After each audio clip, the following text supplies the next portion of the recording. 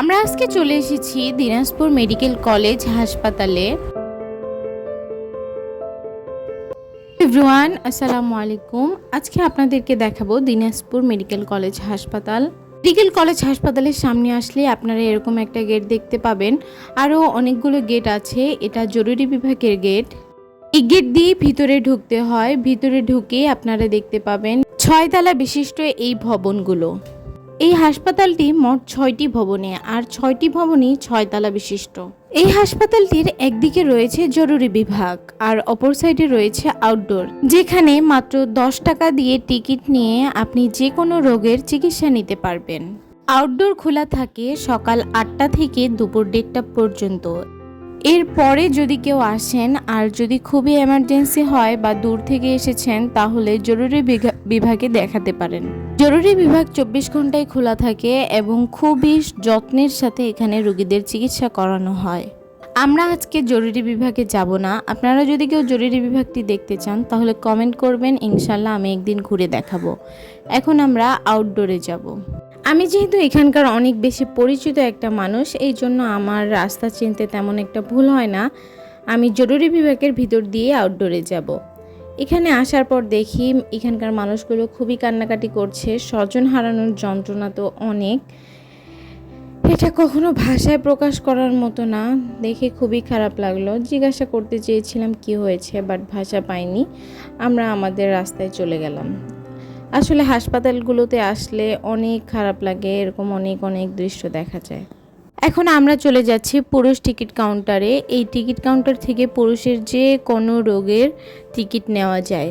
হাসপাতালটা বেশ পরিষ্কার। অন্যান্য সরকারি প্রতিষ্ঠান অনেক সময় দেখা যায় অনেক নোংরা, বাট এই প্রতিষ্ঠানটা অনেক পরিষ্কার। টিকিট কাউন্টারে আপনার রোগের নাম বলার পর আপনাকে তারা টিকিটের মধ্যে যে রুমের নাম্বার বলে দিবে, ওই রুমে আপনাকে যেতে হবে। প্রত্যেকটা রুমের দরজার উপরেই কিন্তু রুম নাম্বার লেখা থাকে। এখন যেহেতু ঈদের সিজন, এই জন্য রোগীদের তেমন একটা আসা যাওয়া নেই। অন্যান্য সময় দেখা যায় অনেক বেশি ভিড় থাকে। এটা হচ্ছে আউটডোরের দরজা। আউটডোরের দরজা দিয়ে ঢুকিয়ে আপনারা দুই দিকে দুইটা রাস্তা দেখতে পাবেন। একদিকে রয়েছে পুরুষ টিকিট কাউন্টার, অপর সাইডে রয়েছে মহিলা টিকিট কাউন্টার। এখন আমরা বের হয়ে যাচ্ছি। এখন আমি যাব মেডিকেল কলেজের দিকে। প্রিয় বন্ধুরা, যারা এতক্ষণ পর্যন্ত আমার ভিডিওটি দেখছো, প্লিজ আমার ভিডিওতে একটা লাইক করে দিও, কারণ তোমাদের একটা লাইক আমার ভিডিওটিকে আরও অনেক মানুষের সামনে নিয়ে যাবে। আর যদি আমার ভিডিওটি তোমাদের অনেক ভালো লাগে তাহলে চ্যানেলটি সাবস্ক্রাইব করে দিতে পারো। আউটডোরের সামনে এরকম বড় সাইনবোর্ড আছে বহির্বিভাগ বলে। এখানে সব ডাক্তারদের গাড়িগুলো পার্কিং করা আছে। আর আমরা হাসপাতালের ভিতর দিয়ে এখন মেডিকেল কলেজে চলে যাচ্ছি। ওই যে এটা হচ্ছে মেডিকেল কলেজের রাস্তা। কলেজের ভিতর রয়েছে অনেক রং বেরঙের ফুল, ফল ইত্যাদি। অনেক সুন্দর একটা পরিবেশ। আমি এখানে ফুলের গাছগুলো দেখছিলাম।